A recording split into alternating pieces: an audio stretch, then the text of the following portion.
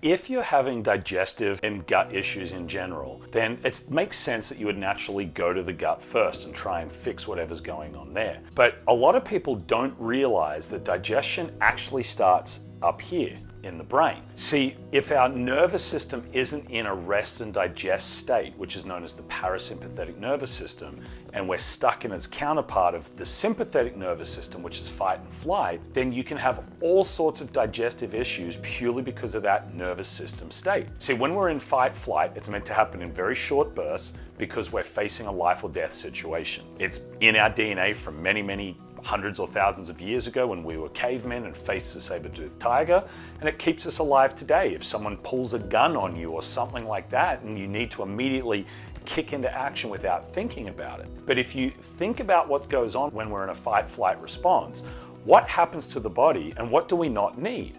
Well, if you're in a life or death situation, your pupils are going to get bigger so you can see better.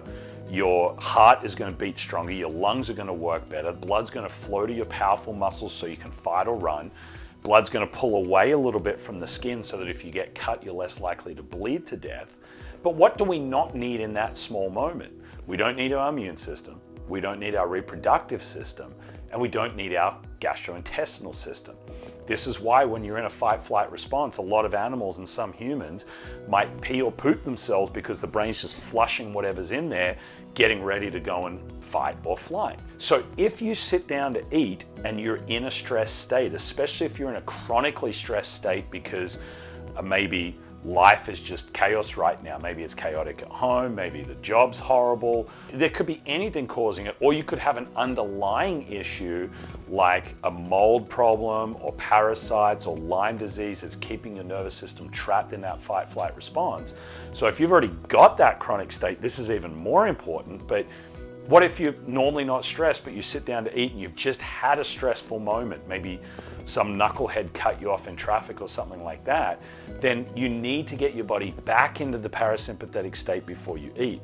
So, and I'm guilty of this as much as anyone, I sit down and quickly try and shove in a meal while I'm on the go in between meetings or a busy day, and that's not a healthy way to do it. We need to make sure that we take a couple of minutes if needed, or even a minute at most, to do some deep breathing. You don't necessarily have to meditate or do anything like that, but just some slow, deep breathing to get your sympathetic nervous system calmed down and to activate that parasympathetic nervous system.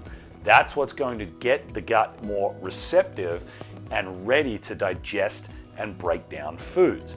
So it might seem silly to sit down and say, hey, I'm going to take a few deep breaths, but the wonders that can work on your digestive process and your gut health, especially if you already have a lot of chronic stress, is going to be amazing. It will stop that fight-flight from literally fighting your gut and allow it to work better. Hey, Dr. Rodney here. If you want to get my free PDF, 5 hacks for boosting your immune system, just go into the description of this video, click on the link, download it, and if you have any questions on it, just send me a message and I'll help you out with it. So we need that healthy digestion, especially if you are dealing with other things. If you have irritable bowel syndrome anyway, or you have parasites, whatever else, you've got to give your gut and your body the best chance to calm everything down and digest your food properly so you can get all those valuable nutrients and get what you need to get from eating. So how do you know if you should do this? Well, everyone should try and do it anyway, but if you have any kind of gut or digestive issues at all, especially if the symptoms come on after you've eaten a meal within that next 30 to 60 minutes, then you definitely want to try and do this and just see if you get some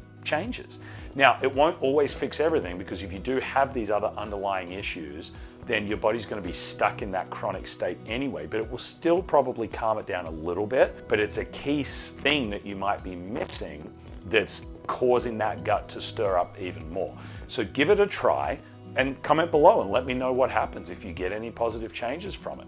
And before you go, don't forget to hit that subscribe button, because we do a lot of videos on gut health especially, but overall chronic health issues too. And sometimes it's these simple things that people don't think about that are actually the most valuable, and I don't want you to miss the videos on those.